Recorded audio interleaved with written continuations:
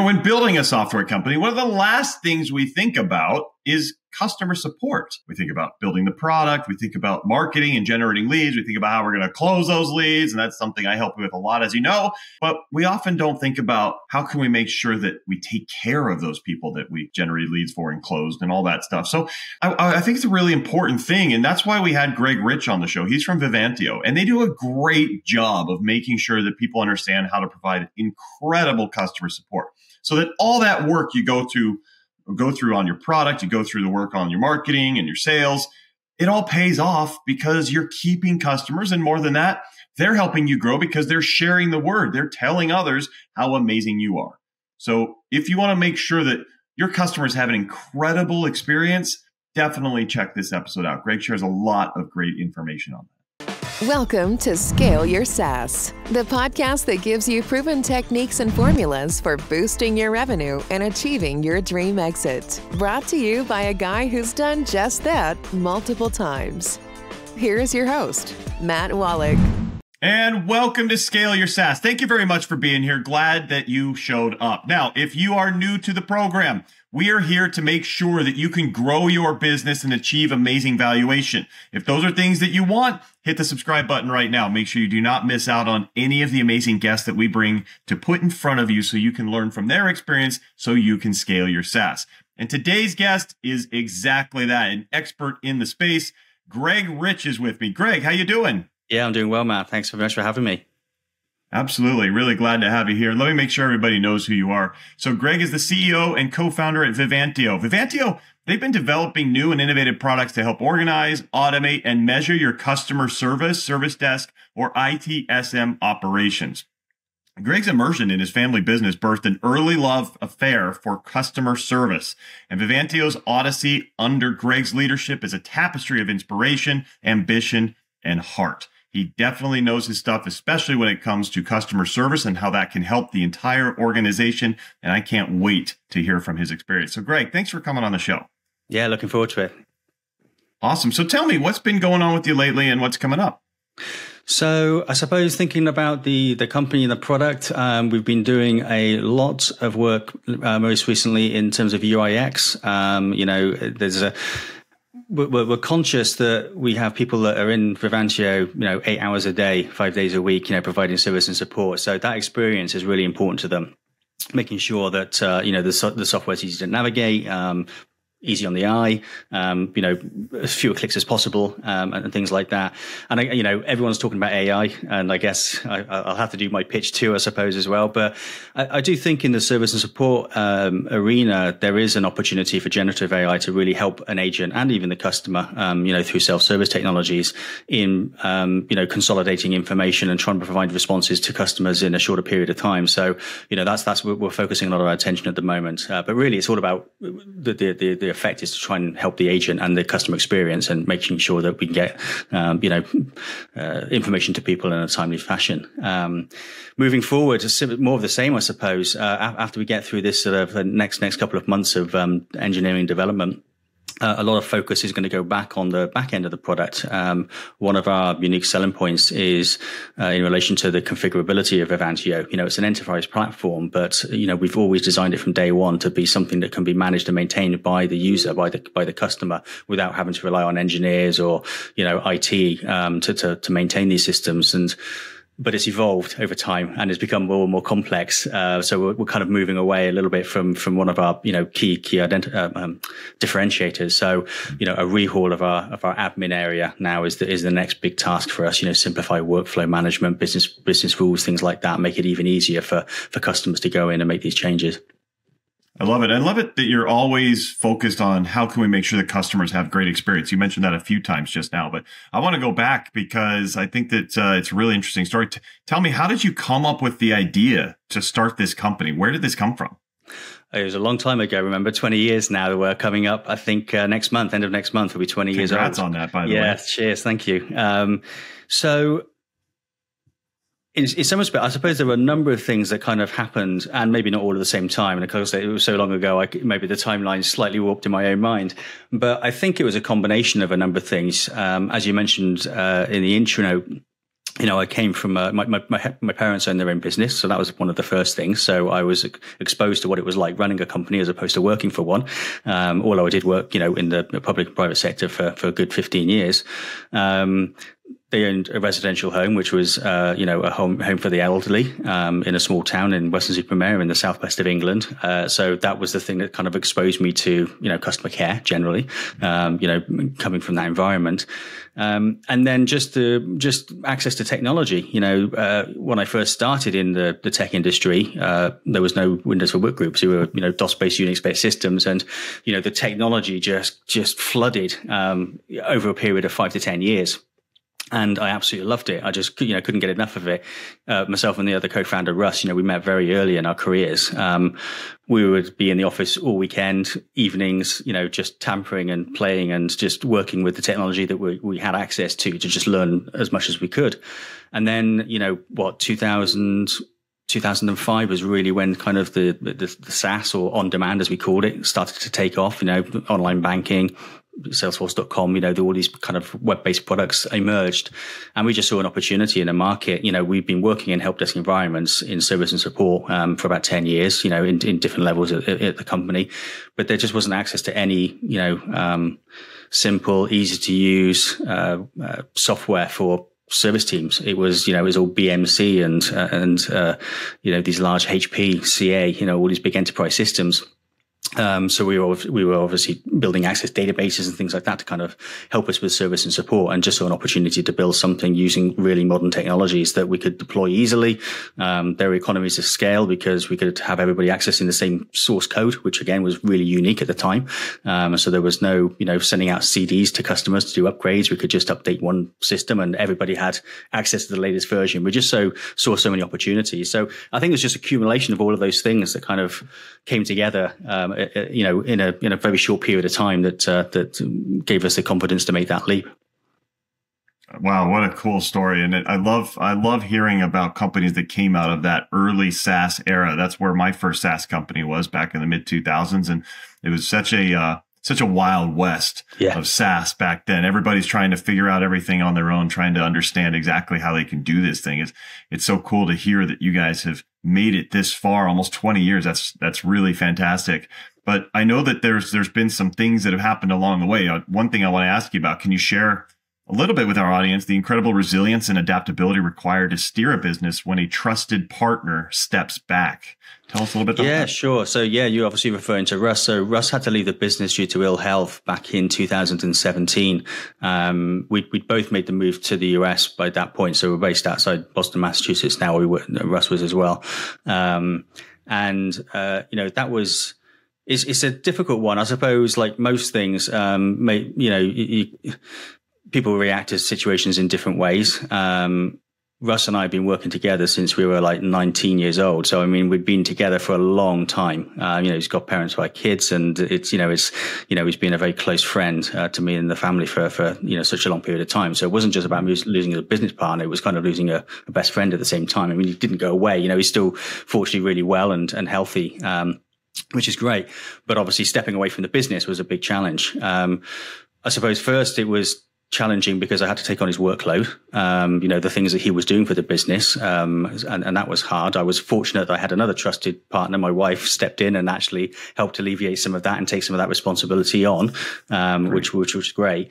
And then the other, was kind of, I realized after a short period of time, I needed someone like Russ around me to help challenge me, because Russ and I always came at a problem in completely different ways. And we often had different ideas or different opinions about how we should solve it. And I think as a result of that, people who used to observe us working together said that actually they could see it as being really beneficial in generating an outcome that was clearly better than if we'd have come at it on our own. That was something I realized that I kind of needed. I did have a few people in the business. Our COO, Andy, is like that, but we do see eye to eye more often than not. So I need people that are going to challenge me. So one of the things I did, having spoken to a trusted advisor here in the Boston ecosystem, was join Vistage, which is a CEO peer-to-peer networking group. So I get to meet with other CEOs once a month. There's about 12, 15 of us that meet for a day session. We have a CEO coach that kind of helps mentor us and, who's serial entrepreneur and has, got a lot of advice. And that's a great place for me to go and talk about either problems or, opportunities that may be in front of me and to be challenged, and that was a real eye opener for me, I have to say, because, and I've talked about this before, I think coming from the UK to the US, one of the things I really love about, the US business culture is just the sheer optimism and the drive and the energy that a lot of people put into their organizations. And people say the British are very reserved, and we are. And, I certainly in the southwest of England where I was living, I didn't really have that around me. Yeah, people don't think like that. They don't talk like that. And actually working in a room with CEOs that, that all had that same passion and drive to be successful actually really championed me. And it really made me think about the opportunity that laid in front of me and, what this company could be. So it was a very difficult, and don't get me wrong, this didn't happen overnight. I probably spent maybe a year or 2 years going through this transition after Russ left, because it was very difficult. Mentally difficult to go through. But I was just fortunate to have a lot of really good people around me that kind of, I could lean on to help me through that process. That's so cool. Having those people there is absolutely critical. I've felt that in my career as well. And you guys are doing great stuff, helping people provide much better customer service to their clients and their customers.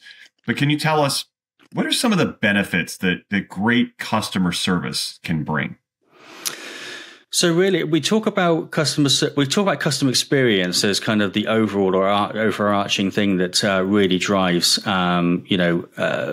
business benefits, and service and support is one part of that. Obviously, the other part of that is customer success. We talk about customer service being the reactive side of the business. People have problems, things happen. There are problems that occur, or people have requests, and your service and support team are there to react to those incoming inquiries, and then the customer success team are more proactive. They are managing the relationship with the customer, making sure the customers are getting the best value of your products and services, and so on. And it's the combination of those two things that create the customer experience. So when we think about customer experience, it really, it's up until a few years ago, it was kind of considered maybe a cost center for a lot of organizations, but there's been a definite trend more lately to understand that customer service and customer experience actually has an impact on the bottom line. It has the old story is, I suppose, happy customers are loyal customers. And of course, that's important from a retention perspective when you're actually providing a service or product to a group of customers. It has a big impact on the renewals. So and we all, everybody knows about the statistic is, it's much easier to keep a customer than it is to, get a new customer. Sure. So obviously retention is a big thing for a lot of organizations. But of course, if it's done right, it builds advocacy as well with the customer base. And that actually drives revenue. Now you're talking about customers that, they're going to do case studies and testimonials, but they're also going to start filling in reviews on websites and be more publicly, announcing what it is that your company does for them. And that has a big impact on how you can leverage that relationship with those customers to drive new business. So, the actual experience that the customer has in dealing with you as an organization has now, like I said, is a growth driver, and organizations are starting to realize that. We'll be right back. Scale Your SaaS is supported by ToroWave. Lots of software leaders I talk to are looking to scale their SaaS. And I keep hearing over and over about one major struggle: getting ghosted by buyers after the demo. How frustrating is it when you have a great demo, you're feeling good, they like it, it seems like a done deal, and then crickets, nothing. You reach out, they're not responding to you at all. And when these software companies, they ask me to dive in, I notice that these sellers are following up the wrong way, or actually I should say with the wrong medium. What they're doing is they're hammering emails over and over again. I got a news flash for you. Email effectiveness is dwindling down and down every year. So why beat your head against the wall losing all kinds of business? Start texting, mix in texts along with emails and calls, and watch your conversion rates go up. In fact, conversion rates go up by about 50% when you use texting as part of the follow-up. People are used to it. And did you know the response rate on texts is 98%? 98%. So why throw emails into a black hole knowing that they're never going to get returned? Text buyers and get results. But don't use your own phone. All kinds of security and compliance issues if you do. Also, none of that data is with your company. That's not good. Instead, use this system, ToroWave. ToroWave is designed for sales. It makes texting with buyers super simple and fast, and it helps drive more deals. Deals that you've been losing until now. For being a listener, you get 50% off your first month of using ToroWave. 50% off. Just go to torowave.com/scale. That's TOROWAVE.com/scale. Get signed up and start winning more deals like Tracy, who closed $170,000 in 3 days after starting. Again, go to torowave.com/scale. Catch up and win by texting with ToroWave. And we're back. Totally a growth driver. I love what you're saying about how the best customer service generates great raving fans of customers. They go out and tell others. They post reviews. They send referrals. It's amazing what it can do when you're actually taking great care of your customers. Exactly. Flipping that, what are some of the mistakes that a lot of software companies are making regarding customer support? I think where we see when customers come to us, we're kind of a mid-market solution. So a lot of organizations have already got a solution in place, an entry-level solution or maybe, a homegrown solution. And the biggest challenge in they're facing is like the data, understanding the data. We're an ITIL4 practitioner. So, whilst we don't push ITIL onto all customers, we do believe that there are things within that framework. And ITIL, for people who don't know, is like a service management or customer services management framework that talks about best practice when actually developing and deploying service and support solutions, not just in IT or customer services, but any service solution, HR, facilities, finance. Anybody that's providing a service can make use of some of the things within the ITIL framework. And what that talks about is continued service improvement. You can't just set a service desk up or a help desk and say, right, we're done. Like, let's just start providing service and support to people. And as organizations scale, if you think of a small organization where it's 2 or 3 on a help desk, they're constantly receiving calls and they're kind of listening and learning as they go. And they're starting to realize, well, we keep getting asked the same question, password resets, or whatever it might be. Let's think about a way that we can make that easier. And so we stop getting those calls in. But as the organizations scale and you've got 20, 30, 40 people, managing, a large support team, that stops. You don't get that kind of, access to that information. So it's really important to build a service management platform that allows you to categorize, capture, record information in the right way, be able to understand the activity that takes place and the interactions with those customers, look at the solutions that come out at the end, and then go back and analyze that periodically to say, well, where can we look for service improvements? How can we be more efficient in the way that we provide service? Can we take that time to resolution and reduce it down because there are too many touch points along the way? Thinking about customer journeys, for example, are we finding we are actually getting the same types of requests in for the same type of information? And actually, if we build a knowledge base article, or if we actually go and fix something over here, that will go away. And, whilst I talked about customer service being very reactive, there is an opportunity to think about being proactive and thinking about, how you can put solutions in place that allow you to solve those problems before they become problems. And again, that has a big impact on customer experience, because if they don't experience the problem, then they remain happy. So it's, sure. So those are the challenges that I see most organizations, is they don't have a system that allows them to capture the information in an appropriate way that they can properly analyze it and then make service improvements based on the information they have. Yeah, I think that's fantastic. And when you can do that, and like you said, be proactive with your customer support, it's just amazing what can happen. I've seen that happen in companies I've been in as well. Tell me, I want to understand, you guys have been doing this for quite a while now. A lot of our audience are just getting started. So help me understand, with your company's own start and growth, what were some of the best things you did along the way in the early days that helped your company get to where it is now? So I think one of the things from Russ, when Russ and I started, I think one of the things that I would probably fall on the most is just understanding where our capabilities were, where our strengths and weaknesses were, and understanding those weaknesses very early on in the process. We were not salespeople. We had some, I'm quite a creative person. Russ is very analytical. Like I say, we come at things in very different ways, which is a good thing. So, things like, on the marketing side, I was able to do things like build the website, and do design work like that. Russ was able to just delve into Google Analytics, because he was so analytical. And, in the early days, that worked really well. So we were able to play to those sort of strengths, even though it wasn't something we'd done before. Sales, on the other hand, didn't have a clue. The thought of phoning a prospect, or even somebody that filled a form on the website and actually making a phone call, was just daunting to us, even though we'd worked in an environment where we're speaking to customers all the time. The concept of selling was just frightening. So, we realized that very early on, and we wanted to be engineers, and we wanted to develop software and solutions, and we couldn't do it all. So, relying on channel partners in the very early days was a way in which we, addressed that issue. But I suppose for any organization, depending on where your skills lie, it's really just understanding where your weaknesses are, and then trying to work out how you can actually fill that void. I think the other big thing is listening to customers as well. It's so easy to think you know what people want without really asking the question, or asking the question why. Sometimes we have customers coming to us even these days saying, well, we want a feature to do this, or there's a gap over here, can we get a feature to do that? And we have to challenge them and say, well, what is the problem you're trying to solve? Let's forget about what it is that you think it needs to do. What are you trying to solve? And maybe we can come up with something that's actually better, a solution that not just is great for you, but great for everybody.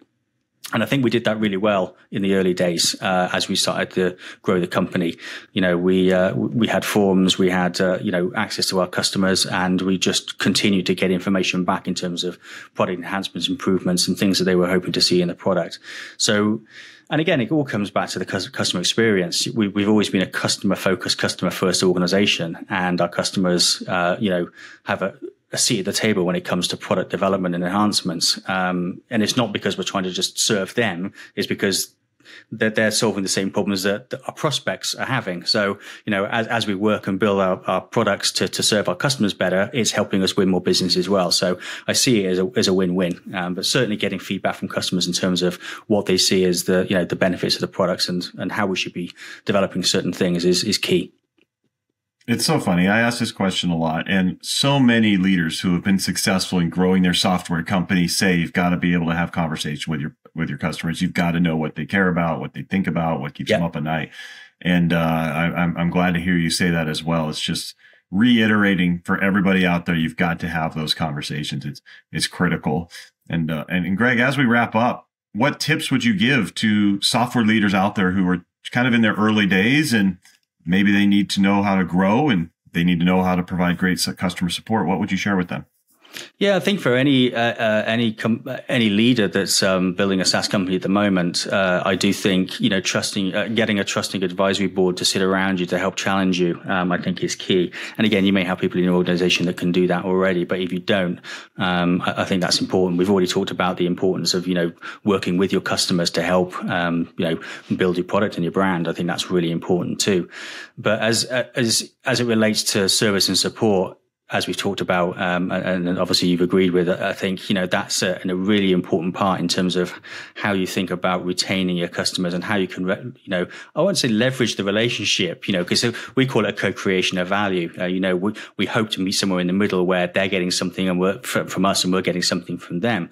And if that's advocacy and, them talking to other customers and helping us, write case studies and win business, then, that's a really important factor in terms of scaling a SaaS organization. So, I think of your customer as a growth engine. Think of how they can help your business and how you can help them. It shouldn't be a fire and forget mentality where you sell them something or they buy something and then you move on to the next customer. Think about how you can manage that relationship so that you both get something from it. Brilliant. Love it. Very well said. And I think it's some really important stuff that I hope people took to heart. Greg, this has been awesome. How can our audience learn more about you and Vivantio? So you can check us out at vivantio.com. That's Vivantio. It's a bit of an odd name, but just so that's clear. Obviously LinkedIn as well. You can find us on LinkedIn. If you send an email to info@vivantio.com, that'll land in my inbox. So again, happy to reach out to anybody that wants to talk to me directly. Okay, perfect. We'll put all that into the show notes. So if you're listening, you'll be able to grab it all there. But Greg, thank you so much for coming on the show and sharing all this. No, thank you. Yeah, I really enjoyed it. Thanks, Matt. Absolutely. Thanks for the listeners as well. Appreciate it. Yeah, absolutely. Thanks to everybody out there. Thanks for listening. Thanks for coming. Make sure you're subscribed to the show so you don't miss any other amazing leaders like Greg coming up in the next few weeks. And then we will see you next time. Take care. Bye-bye. Thanks for listening to Scale Your SaaS. For more help on finding great leads and closing more deals, go to mattwolach.com.